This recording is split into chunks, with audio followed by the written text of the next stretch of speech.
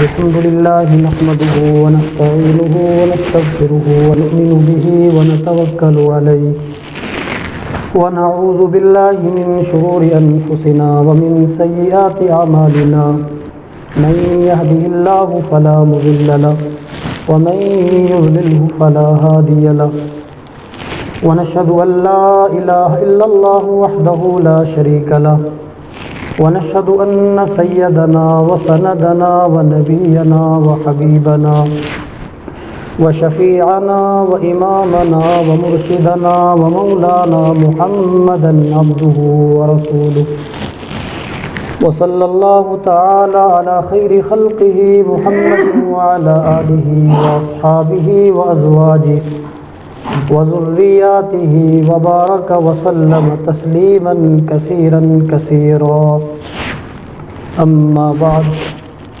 فأعوذ بالله من الشيطان الرجيم بسم الله الرحمن الرحيم لقد كان لكم في رسول الله أسوة حسنة وقال النبي صلى الله عليه وسلم اللهم اهد أبي هريرة رضي الله عنها أو كما قال عليه الصلاة والتسليم صدق الله العظيم وصدق رسوله النبي الكريم ونحن على ذلك لمن الشاهدين والشاكرين والحمد لله رب العالمين۔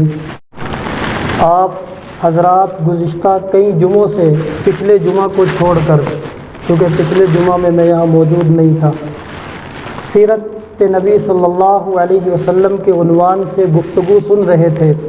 کیونکہ یہ ربیع الاول کا مہینہ تھا تو آپ نے حضور اکرم صلی اللہ علیہ وسلم کی سیرت کے متعلق آپ صلی اللہ علیہ وسلم کی ہجرت کے واقعات کو تفصیلات کے ساتھ سماعت کیا، اور پھر آپ صلی اللہ علیہ وسلم کے آنے کا مقصد اور مشن، اس کے متعلق بھی قدر تفصیل آپ نے گفتگو سنی۔ آپ نے قرآن پاک کے اندر ایک صورت بار بار سنی بھی ہے اور پڑھی بھی ہے، الم نشرح لک صدرک ووضعنا عنک وزرک الذی انقض ظہرک ورفعنا لک ذکرک۔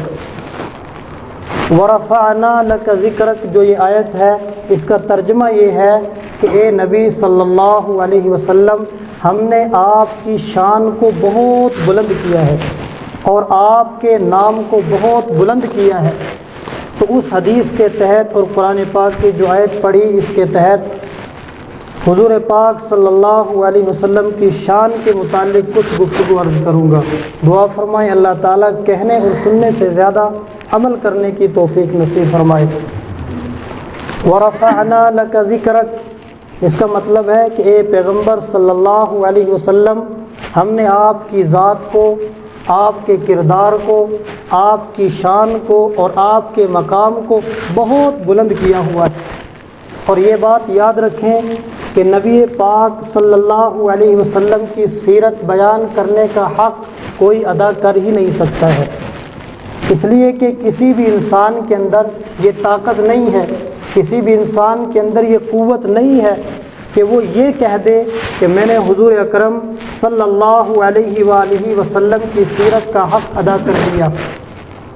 اگر دنیا کے تمام درختوں کے قلم بنا دیے جائیں اور دنیا کے اندر جتنے سمندر ہیں ان کی سیاہی بنا دی جائے اور حضور پاک صلی اللہ علیہ وسلم کی سیرت طیبہ کو جمع کیا جائے، لکھا جائے، تو دنیا کے سارے درخت ختم ہو سکتے ہیں، سارے سمندر خشک ہو سکتے ہیں، لیکن آقا نامدار جناب محمد رسول اللہ صلی اللہ علیہ وسلم کی سیرت کا حق ادا نہیں کیا جا سکتا۔ آپ کی سیرت جو ہے وہ مکمل نہیں ہو سکتی۔ تو جب آپ صلی اللہ علیہ وسلم کی سیرت کا حق کوئی ادا کر ہی نہیں سکتا ہے، کسی انسان کے یہ بس کی بات ہی نہیں ہے اور کسی انسان کے اندر اتنی قوت ہی نہیں ہے، تو پھر ہم لوگوں کے ذہن میں ایک سوال گھومتا ہے اور بار بار آتا بھی ہوگا کہ ہم جب بھی علماء سے سنتے ہیں وہ یہ کہتے ہیں کہ حضور پاک صلی اللہ علیہ وسلم کی سیرت کا حق کوئی ادا کر ہی نہیں سکتا ہے، تو پھر سیرت کو بیان کیوں کرتے ہیں؟ پھر بار بار اس موضوع کو کیوں چھیڑتے ہیں اور بار بار حضور اکرم صلی اللہ علیہ وسلم کی سیرت کیوں سناتے ہیں؟ تو اس کا جواب یہ ہے کہ ہماری مثال یعنی سیرت بیان کرنے والوں کی، اور اس میں سیرت سننے والے بھی ہیں، ہماری مثال مصر کی اس بوڑھی عورت کی طرح ہے کہ جو حضرت یوسف علیہ السلام کو خریدنے کے لیے روئی کی ایک گٹھڑی لے کر جا رہی تھی کہ میں اس سے یوسف علیہ السلام کو خریدوں گی۔ راستے میں کسی نے پوچھا کہ بوڑھی ماں کہاں جا رہی ہے؟ بوڑھی ماں نے جواب دیا کہ میں یوسف علیہ السلام کو خریدنے جا رہی ہوں۔ سنا ہے بازار کے اندر یوسف علیہ السلام بک رہے ہیں، ان کو بیچا جا رہا ہے، ان کی قیمت لگ رہی ہے، میں ان کو خریدنے کے لیے جا رہی ہوں۔ تو پوچھنے والے نے کہا کہ اماں بھلا آپ کی اس مختصر سی چھوٹی سی روئی کی گٹھڑی سے یوسف علیہ السلام کو خریدا جا سکتا ہے؟ اس بوڑھی نے جواب دیا کہ مجھے معلوم ہے کہ یوسف علیہ السلام کو اس سے نہیں خریدا جا سکتا، اور بات یوسف علیہ السلام کو خریدنے کی نہیں ہے، بلکہ بات یہ ہے کہ کل جب قیامت کا دن ہوگا، حشر کا میدان ہوگا، اور اللہ تبارک و تعالی آواز لگائیں گے کہ میرے یوسف علیہ السلام کے خریدار کون کون لوگ ہیں، تو جب وہ کھڑے ہو جائیں گے تو ان لوگوں میں میرا بھی نام آ جائے گا۔ یہی مثال ہماری بھی ہے کہ ہم اس کا حق ادا نہیں کر سکتے ہیں، لیکن جو سیرت بیان کرتے ہیں، جو سیرت محبت کے ساتھ، تعلق کے ساتھ، عقیدت کے ساتھ سنتے ہیں، کل قیامت کے دن جب اللہ رب العزت ان کو جمع فرمائیں گے تو کوئی بعید نہیں ان لوگوں میں ہمارا بھی نام آ جائے، اور کاش ان لوگوں میں ہم سب کا نام آ جائے۔ اللہ ایسا ہی کرے۔ تو بہرحال قرآن پاک کی آیت ہے وَرَفَعْنَا لَكَ ذِكْرَكَ کہ اے پیغمبر صلی اللہ علیہ وسلم، ہم نے آپ کی شان کو، ہم نے آپ کی ذات کو، آپ کے کردار کو بہت بلند کیا ہے۔ چنانچہ آپ صلی اللہ علیہ وسلم چلتے ہیں، قرآن بولتا ہے، آپ علیہ السلام بیٹھتے ہیں، قرآن بولتا ہے، آپ صلی اللہ علیہ وسلم روتے ہیں، اس پر بھی قرآن بولتا ہے، آپ صلی اللہ علیہ وسلم مسکراتے ہیں، قرآن بولتا ہے، آپ صلی اللہ علیہ وسلم صحابہ کرام رضوان اللہ علیہم اجمعین کو اپنے سینے کے ساتھ لگاتے ہیں، قرآن بولتا ہے۔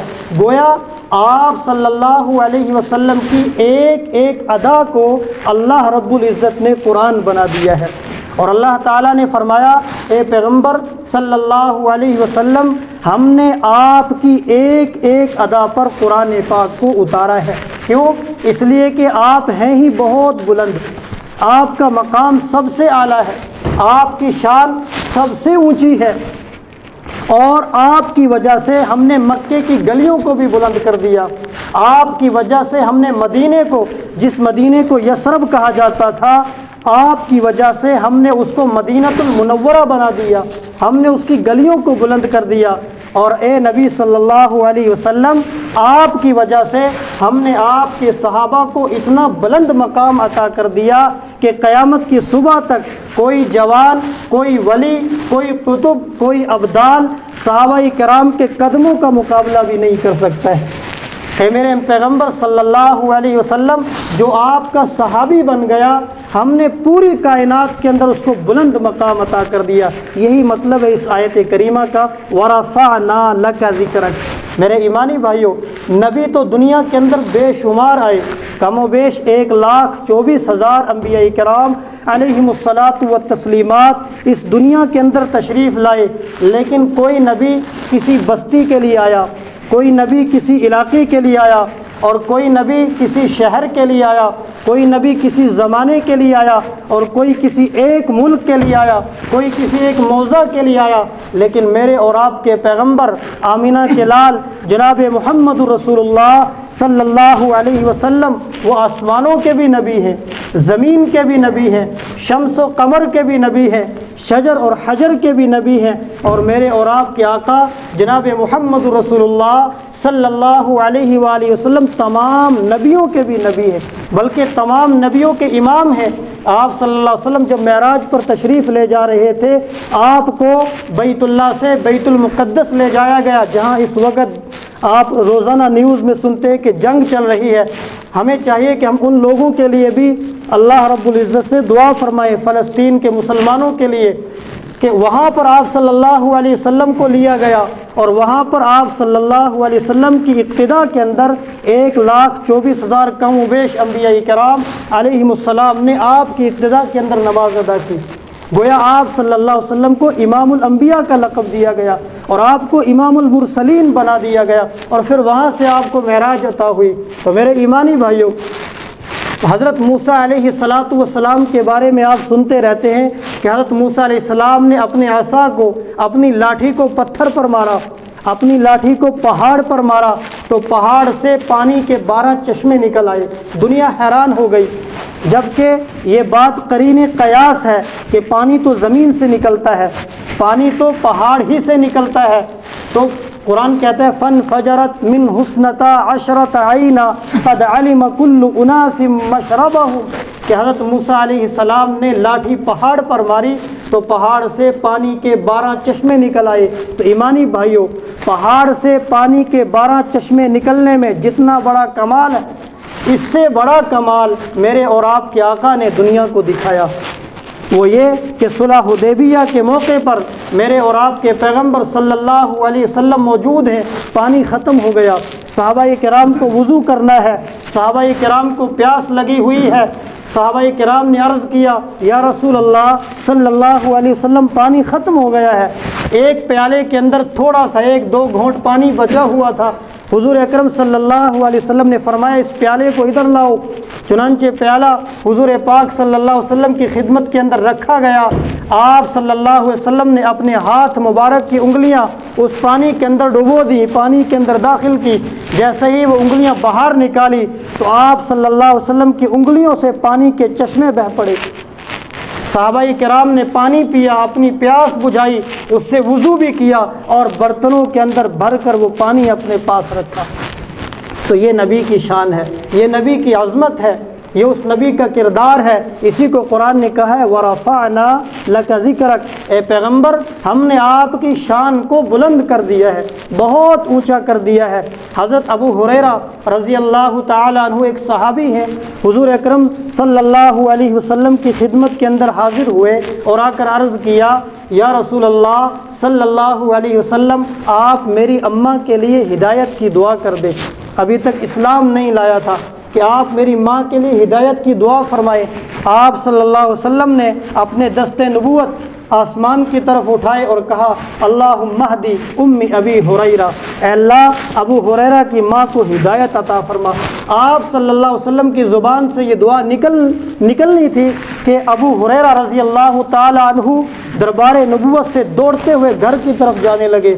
راستے میں ابو ہریرہ رضی اللہ تعالیٰ عنہ کو کسی نے دوڑتے ہوئے دیکھا تو ان کا بازو پکڑ لیا اور پوچھا ابو ہریرہ کہاں بھاگے جا رہے ہیں؟ ابو ہریرہ نے کہا میں گھر جا رہا ہوں، میں اس لیے دوڑ رہا ہوں کہ میں دیکھنا چاہتا ہوں کہ پہلے میں اپنے گھر پہنچتا ہوں یا رسول اللہ صلی اللہ علیہ وسلم کی دعا پہلے پہنچتی ہے۔ ایمانی بھائیوں، جب ابو ہریرہ رضی اللہ تعالیٰ عنہ اپنے گھر پر پہنچتے ہیں تو کیا دیکھتے ہیں؟ دروازہ بند ہے۔ کچھ دیر کے بعد دروازہ کھلا، معلوم ہوا اماں غسل کر کے فارغ ہو رہی ہے، اور دروازہ کھولتے ہی ماں نے کہا بیٹا ابو ہریرہ جلدی کرو، مجھے رسول اللہ صلی اللہ علیہ وسلم کے قدموں میں لے جا کر کلمہ پڑھوا دو۔ تو یہ نبی کی شان ہے۔ یہی ابو ہریرہ رضی اللہ تعالیٰ عنہ مدینے کی ایک چوک کے اندر لیٹے ہوئے ہیں، کئی دن ہو گئے فاقے سے، کچھ کھایا نہیں پیا نہیں، سست ہیں اور کمزور ہیں، ایک چوک کے اندر چوراہے پر لیٹے ہوئے ہیں۔ سامنے سے ابو بکر صدیق رضی اللہ تعالیٰ عنہ آئے، وہ گزر گئے۔ حضرت عمر رضی اللہ تعالیٰ عنہ آئے، وہ بھی گزر گئے۔ پھر ان کے بعد سرور کائنات صلی اللہ علیہ وسلم کی آمد ہوئی۔ آپ صلی اللہ علیہ وسلم نے دیکھا کہ ابو ہریرہ چوک کے اندر لیٹے ہوئے ہیں، کمزوری کی حالت میں ہیں، سست پڑے ہوئے ہیں۔ پوچھا ابو ہریرہ کیا ہو گیا، آپ کیوں یہاں پر لیٹے ہوئے ہیں؟ تو حضرت ابو ہریرہ رضی اللہ تعالیٰ عنہ نے اشارے سے فرمایا کہ یا رسول اللہ صلی اللہ علیہ وسلم 3 دن ہو گئے حلق کے اندر کوئی چیز داخل نہیں ہوئی، 3 دن ہو گئے بھوک لگی ہوئی ہے، پیٹ کے اندر کوئی چیز داخل نہیں ہوئی۔ چنانچہ آپ صلی اللہ علیہ وسلم ابو ہریرہ کے پاس آئے۔ آپ صلی اللہ علیہ وسلم نے ابو ہریرہ کو اپنے دست مبارک سے اٹھایا اور اٹھانے کے بعد ان کو اپنے ساتھ لے کر گھر پہنچ گئے۔ اور گھر جا کر امی عائشہ صدیقہ رضی اللہ تعالی عنہ سے پوچھا کہ عائشہ گھر میں کھانے کی کوئی چیز ہے؟ تو حضرت عائشہ صدیقہ رضی اللہ تعالی عنہ نے جواب دیا کہ یا رسول اللہ صلی اللہ علیہ وسلم کھانے کی کوئی چیز نہیں ہے، پینے کے لیے دودھ کا ایک پیالہ رکھا ہوا ہے، کہیں سے دودھ کا پیالہ آیا تھا، کہا دودھ کا ایک پیالہ ہے، اس میں دودھ ہے، بس یہی ہے، اور کھانے کی کوئی چیز نہیں ہے۔ تو حضور اکرم صلی اللہ علیہ وسلم نے فرمایا کہ عائشہ اس پیالے کو ادھر لاؤ۔ پیالہ اپنے مبارک ہاتھ کے اندر لیا اور ابو ہریرہ سے کہا کہ ابو ہریرہ کام بن گیا، ابو ہریرہ کام بن گیا، آپ اس دودھ کو پیو گے، آپ کی بھوک ختم ہو جائے گی، لیکن آپ سے پہلے صفہ کے اندر، صفہ ایک مدرسے کا نام تھا جس میں صحابہ کرام قرآن پاک کی تعلیم سیکھتے تھے، ایک چبوترا بنا ہوا تھا اس کے اندر۔ تو اللہ کے نبی صلی اللہ علیہ وسلم نے فرمایا کہ ابو ہریرہ صفہ میں اصحاب صفہ موجود ہیں جن کی تعداد 80 ہے، کئی دن ہو گئے انہوں نے کچھ نہ کھایا ہے نہ پیا ہے، آپ ان کو بھی بلا کر لاؤ، ان کو بھی یہ دودھ پلایا جائے۔ اب دودھ کا پیالہ صرف ایک ہے، ایک پیالہ۔ ابو ہریرہ رضی اللہ تعالیٰ عنہ ان کو بلانے کے لیے گئے 80 لوگوں کو، لیکن جاتے جاتے ان کے دل کے اندر یہ خیال پیدا ہو رہا ہے کہ دودھ کا پیالہ صرف ایک ہے، اور حضور اکرم صلی اللہ علیہ وسلم فرما رہے ہیں کہ ان 80 صحابہ کو جو قرآن سیکھ رہے ہیں ان کو بلا کر لاؤ۔ تو یہ کیسے ممکن ہوگا جب حضرت ابو ہریرہ رضی اللہ تعالی عنہ ان 80 صحابہ کو بلا کر لائے، حضور اکرم صلی اللہ علیہ وسلم نے ان کو قطار کے اندر، لائن کے اندر بٹھا دیا اور ابو ہریرہ کے ہاتھ میں دودھ کا پیالہ دیا اور کہا ابو ہریرہ بسم اللہ پڑھو اور ایک طرف سے پلانا شروع کرو۔ حضرت ابو ہریرہ رضی اللہ تعالیٰ عنہ نے بسم اللہ پڑھ کر اس دودھ کو ان لوگوں کو پلانا شروع کیا، ایک طرف سے پلاتے گئے، 80 صحابہ نے پیٹ بھر کر دودھ پی لیا۔ ابو ہریرہ فرماتے ہیں خدا کی قسم اس پیالے میں سے ایک قطرہ بھی دودھ کا کم نہیں ہوا، سبحان اللہ۔ اس کے بعد حضور اکرم صلی اللہ علیہ وسلم نے فرمایا کہ ابو ہریرہ آپ پیو۔ ابو ہریرہ نے پیا، جب پیٹ بھر گیا حضور اکرم صلی اللہ علیہ وسلم نے فرمایا اور پیو۔ ابو ہریرہ نے اور پیا، اور اس کے بعد حضور علیہ السلام نے خود وہ پیالہ اپنے ہاتھ میں پکڑا اور منہ سے لگایا، اس دودھ کو پیا اور وہ ختم ہو گیا۔ یہ نبی کی شان ہے۔ وَرَفَعْنَا لَكَ ذِكْرَكَ، اسی کو قرآن نے کہا کہ نبی ہم نے آپ کی شان کو بلند کر دیا ہے، ہم نے آپ کے مقام کو اونچا کر دیا ہے۔ اسی طرح غزوہ خندق کے موقع پر یہ واقعہ آپ سنتے رہتے ہیں بار بار کہ حضرت نبی کریم صلی اللہ علیہ وسلم خود خندق کے کھودنے میں ساتھ شریک ہیں، کئی دن ہو گئے ہیں فاقے سے، پیٹ پر پتھر بندھے ہوئے ہیں، اور جو خندق کھودنے والے صحابہ ہیں ان کی تعداد لگ بھگ 1500 ہے۔ کتنی؟ 1500، 1500 صحابی ہیں جنہوں نے کئی دنوں سے کچھ نہیں کھایا، کچھ نہیں پیا۔ ایک صحابی ہیں جن کا نام حضرت جابر رضی اللہ تعالی عنہ ہے، انہوں نے دیکھ لیا کہ حضور اکرم صلی اللہ علیہ وسلم نے اپنے پیٹ پر 2 پتھر بندھے ہوئے ہیں، چنانچہ ان سے رہا نہیں گیا، وہ اپنے گھر گئے، اپنی بیوی سے جا کر پوچھا کہ گھر میں کھانے کے لیے کوئی چیز ہے؟ وہ کہنے لگی اور کچھ نہیں ہے، البتہ جو کا تھوڑا سا آٹا ہے اور ایک چھوٹا سا بکری کا بچہ ہے۔ حضرت جابر رضی اللہ تعالی عنہ نے اپنی بیوی سے فرمایا کہ آپ ایسا کرو، اس بکری کے بچے کو ذبح کرو اور آٹے کو گوندو اور جو 2-4 روٹیاں بنتی ہے بناؤ، پھلکے بناؤ اور اس گوشت کو پکاؤ، میں حضور اکرم صلی اللہ علیہ وسلم کو بلا کر لاتا ہوں، آپ کے پیٹ پر 2 پتھر بندھے ہوئے ہیں۔ حضرت جابر رضی اللہ تعالیٰ عنہ حضور اکرم صلی اللہ علیہ وسلم کے پاس آئے اور آ کر کان میں عرض کرتے ہیں یا رسول اللہ مجھ سے رہا نہیں گیا آپ کے پیٹ پر پتھر دیکھ کر، میں نے کھانے کا انتظام کیا ہے، آپ کی دعوت ہے، آپ میرے گھر تشریف لے چلے۔ اور ساتھ میں کہہ دیا یا رسول اللہ کھانا زیادہ نہیں ہے، بکری کا چھوٹا سا بچہ تھا اور تھوڑا سا آٹا تھا، آپ تشریف لے چلے اور اگر چاہیں تو 2 یا 4 آدمی کو ساتھ لے سکتے ہیں، اتنا ہو سکتا ہے۔ جب حضرت نبی کریم صلی اللہ علیہ وسلم نے یہ سنا تو پورے خندق والوں کو بلا لیا اور پورے خندق والوں کو آواز لگائی 1500 لوگوں کو اور کہا کہ حضرت جابر نے آپ سب کی دعوت دی ہے، چلو۔ حضرت جابر کے گھر میں آج دعوت ہے۔ جب حضرت جابر رضی اللہ تعالیٰ عنہ نے یہ سنا کہ حضور علیہ السلام نے 1500 صحابہ کو بلا لیا، وہ آگے بھاگنے لگے، تیز قدموں کے ساتھ چلنے لگے۔ حضور اکرم صلی اللہ علیہ وسلم نے پیچھے سے بلایا کہ جابر رضی اللہ عنہ ادھر آ جائیں۔ حضرت جابر واپس آئے، کہا آپ اس لیے بھاگے جا رہے ہیں کہ بیوی کو جا کر بتائیں بلایا تھا 4 یا 5 بندوں کو، لیکن آ رہے ہیں ہزاروں کی تعداد میں، 1500 لوگ۔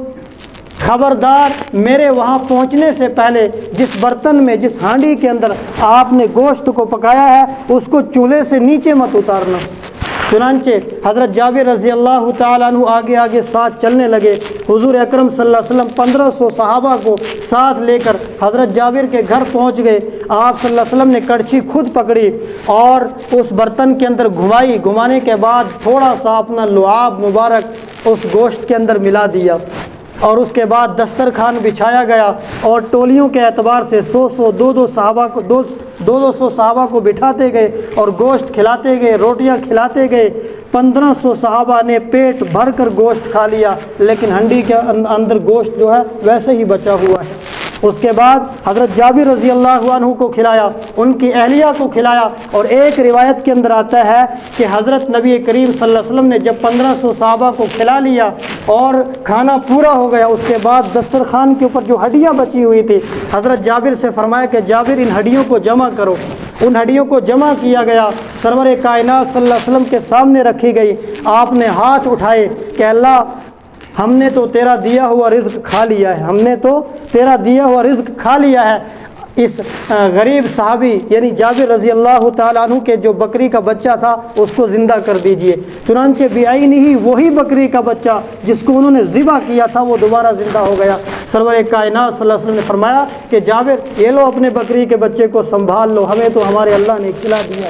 یہ نبی کی شان ہے۔ وَرَفَعْنَا لَكَ ذِكْرَكَ، کہ اے پیغمبر ہم نے آپ کی شان کو بہت اونچا کر دیا ہے، ہم نے آپ کی شان کو جو ہے بہت بلند کر دیا ہے، بہت اونچا مقام عطا کیا ہے۔ ہمیں چاہیے ہم اس نبی کی عظمت کو دیکھیں، اس کی شان کو سمجھیں، اس کی رفعت کو سمجھیں۔ حضرت مولانا قاسم نانوتوی بانی دارالعلوم دیوبند، ان کا نام آپ نے سنا ہوگا۔ ان کے پاس ایک عیسائی آیا اور عیسائی آ کر کہتا ہے کہ حضرت ہمارے پیغمبر عیسیٰ علیہ السلام ہیں، ہمارے پیغمبر عیسیٰ علیہ السلام ہیں، وہ مردوں کو زندہ کر دیتے تھے، آپ کے پیغمبر تو مردوں کو زندہ نہیں کرتے تھے۔ تو حضرت مولانا قاسم نانوتوی رحمۃ اللہ علیہ نے جواب دیا۔ کیا جواب دیا؟ فرمایا کہ دیکھو، مردوں کو زندہ کرنا کوئی کمال نہیں ہے، وہ تو پہلے زندہ تھے، پھر ان پر موت آئی اور وہ قبروں کے اندر دفن ہو گئے۔ اللہ نے آپ کے پیغمبر کو معجزہ دیا، وہ قم باذن اللہ کہتے تھے کہ اللہ کے حکم سے کھڑا ہو تبھی مردہ کھڑا ہوتا تھا۔ تو آپ کے پیغمبر مردوں کو زندہ کرتے تھے، مردوں کو زندہ کرنا کوئی کمال نہیں، ہمارے پیغمبر تو پتھروں کو زندہ کر دیتے تھے۔ ابو جہل حضور پاک صلی اللہ علیہ وسلم کے پاس آیا اور آ کر کہنے لگا، اے اللہ کے نبی، اے محمد صلی اللہ علیہ وسلم، میں آپ کو اس وقت نبی مانوں گا جب آپ مجھے یہ بتائیں کہ میری مٹھی کے اندر کیا ہے۔ آپ صلی اللہ علیہ وسلم نے کیا جواب دیا تھا؟ فرمایا، ابو جہل میں بتاؤں آپ کی مٹھی کے اندر کیا ہے، یا جو چیز آپ کی مٹھی کے اندر ہے وہ خود بتائے کہ وہ کیا ہے؟ چنانچہ اتنا کہنا تھا کہ ابو جہل کی مٹھی کے اندر جو کنکریاں تھیں ان سے آواز آئی، اشہد ان لا الہ الا اللہ واشہد ان محمدن عبدہ ورسولہ۔ تو یہ نبی کی شان ہے۔ ایک عیسائی مولانا قاسم نانوتوی رحمۃ اللہ علیہ کے پاس آیا، انہی کے پاس، بانی دارالعلوم دیوبند کے پاس، اور آ کر کہنے لگا کہ حضرت دیکھو، قرآن پاک کے اندر ہمارے پیغمبر عیسیٰ علیہ السلام جو ہے ان کی والدہ کو قرآن نے وَأُمُّهُ صدیقہ کہا ہے، یعنی وہ پاک دامن عورت تھی، وہ پاک دامن عورت تھی۔ اور آپ کے پیغمبر محمد رسول اللہ صلی اللہ علیہ وسلم کی والدہ آمینہ کے بارے میں قرآن نے پاک دامن نہیں کہا ہے۔ تو سوال بڑا عجیب تھا، بڑا گہرائی والا سوال تھا، لیکن حضرت مولانا قاسم نانوتوی رحمۃ اللہ علیہ میرے اور آپ کی طرح نہیں تھے، وہ عاشق رسول تھے۔ انہوں نے فوراً جواب دیا، او عقل کے اندھے، آپ کے پیغمبر جو ہے وہ بغیر باپ کے پیدا ہوئے تھے، اس لیے لوگوں کو آپ کے پیغمبر کی والدہ پر شک پڑ گیا تھا کہ اس عورت کا شوہر ہی نہیں ہے، تو پھر اس سے یہ بچہ کیسے پیدا ہو گیا؟ لہٰذا اس شک کو ہمارے قرآن نے دور کیا ہے، اور ہمارے پیغمبر کی والدہ پر کسی کو شک ہی نہیں پڑا۔ وَرَفَعْنَا لَكَ ذِكْرَكَ، یہی قرآن نے کہا کہ اے پیغمبر ہم نے آپ کی شان کو بلند کر دیا، ہم نے آپ کی ذات کو بہت اونچا کر دیا ہے۔ اور اسی طرح کے ایک واقعہ ہے، حضرت شاہ عبدالعزیز رحمۃ اللہ علیہ، ہم سب کا عقیدہ ہے، مسلمانوں کا عقیدہ ہے کہ حضرت عیسیٰ علیہ السلام پیغمبر جو ہے یہ آسمانوں پر زندہ ہیں، اور قرب قیامت میں یہ دوبارہ تشریف لائیں گے اور فلسطین کے اندر آئیں گے جہاں آج جنگ چل رہی ہے، وہاں سفید مینار پر یہ اتریں گے اور حضرت عیسیٰ علیہ السلام جو ہے دجال کو وہیں پر فلسطین کے اندر مقام لد ایک جگہ ہے، وہاں پر دجال کو قتل کریں گے۔ ہمارا تو عقیدہ ہے، ہم عیسیٰ علیہ السلام کو بھی پیغمبر مانتے ہیں، تو یہ آسمانوں پر زندہ ہے۔ کہنے کا مقصد یہ ہے کہ وہ عیسائی شاہ جی کے پاس آیا، حضرت شاہ عبدالعزیز رحمۃ اللہ علیہ محدث دہلوی کے پاس، اور آ کر کہنے لگا شاہ جی میں آپ سے ایک سوال کرتا ہوں۔ کہا کریے۔ کہا سوال یہ ہے، مجھے یہ بتلائیے کہ اوپر والی چیز کا درجہ زیادہ ہوتا ہے یا نیچے والی چیز کا درجہ زیادہ ہوتا ہے؟ شاہ عبدالعزیز رحمۃ اللہ علیہ سمجھ گئے کہ یہ پوچھنا کیا چاہتا ہے، کہ اگر میں کہوں گا کہ اوپر والی چیز کا درجہ زیادہ ہے تو اس عیسائی نے جواب یہ دینا ہے کہ آپ کے نبی تو نیچے ہیں، آپ کے نبی تو نیچے ہیں۔ تو شاہ عبدالعزیز رحمۃ اللہ علیہ نے فرمایا کہ دیکھو درجہ تو نیچے والی چیز کا ہی زیادہ ہوتا ہے۔ وہ عیسائی کہنے لگا وہ کیسے؟ کہا وہ ایسے کہ آپ نے سمندر دیکھا ہے؟ کہا ہاں دیکھا ہے۔ کہا جھاگ جو ہے وہ پانی کے اوپر ہوتی ہے، جھاگ پانی کے اوپر ہوتی ہے اور موتی نیچے ہوتا ہے۔ یہ جواب سن کر جو ہے وہ عیسائی حیران رہ گیا۔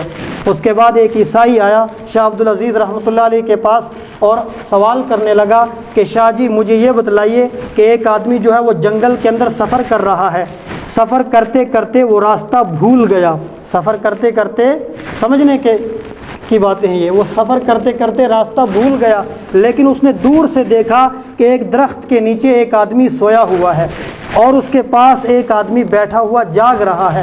تو آپ مجھے یہ بتلائیے کہ جو آدمی وہ سفر کر رہا ہے جس کو راستہ بھول گیا، وہ راستہ اس جاگنے والے شخص سے معلوم کرے گا یا جو درخت کے نیچے سویا ہوا ہے اس سے پوچھے گا؟ شاہ عبدالعزیز رحمۃ اللہ علیہ سمجھ گئے کہ یہ پوچھنا کیا چاہتا ہے۔ اگر شاہ جی کہتے کہ راستہ جو ہے جاگنے والے شخص سے پوچھا جائے گا جو بیٹھا ہوا ہے، تو اس نے فوراً جواب دینا تھا کہ پوری امت جو ہے وہ ہدایت سے بھٹک گئی ہے، راستہ بھول گئی ہے، عیسیٰ علیہ السلام جاگ رہے ہیں، عیسیٰ علیہ السلام جاگ رہے ہیں، تو سب کو ان کو نبی مان لینا چاہیے، ان کے پاس آ جانا چاہیے۔ تو شاہ جی رحمۃ اللہ علیہ نے جواب دیا کہ دیکھو جو راستہ بھول گیا ہے وہ جا کر اس جو جاگنے والا شخص ہے سوئے ہوئے کے پاس بیٹھا ہے، یہ بھی اس کے پاس جا کر بیٹھ جائے۔ کہا وہ کیوں؟ کہا اس لیے کہ جو شخص وہاں سوئے ہوئے کے پاس بیٹھا ہوا ہے راستہ اس کو بھی معلوم نہیں ہے۔ کہا وہ کیسے؟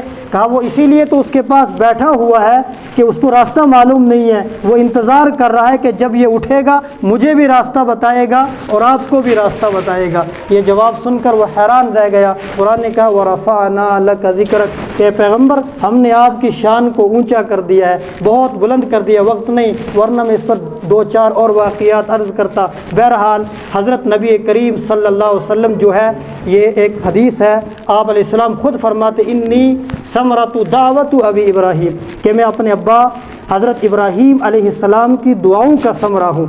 آپ صلی اللہ علیہ وسلم حضرت ابراہیم علیہ السلام کی دعا ہے۔ حضرت ابراہیم علیہ السلام نے دو دعائیں مانگی ہیں، ایک دعا مانگی ربنا وابعث فیہم رسولا، کہ اللہ ہم میں سے ایک رسول مبعوث فرما اس قوم میں سے جو انہی میں سے ہو، اور دوسری ایک دعا یہ مانگی رب ہب لی من الصالحین، کہ اللہ مجھے ایک نیک بیٹا عطا فرما۔ تو اللہ تعالیٰ نے آپ کی دونوں دعائیں قبول فرمائی کہ آپ کو محمد رسول اللہ بھی عطا فرمائے اور رب ہب لی من الصالحین جو دعا فرمائی، تو اس دعا کے بدلے میں آپ کو اسماعیل علیہ السلام عطا فرمائے۔